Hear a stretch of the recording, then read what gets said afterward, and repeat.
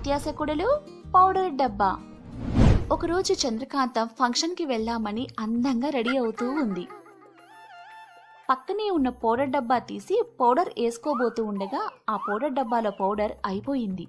అది చూసి, హరే ఇదేంది, ఈ పౌడర్ ఇప్పుడే అయిపోవాలా?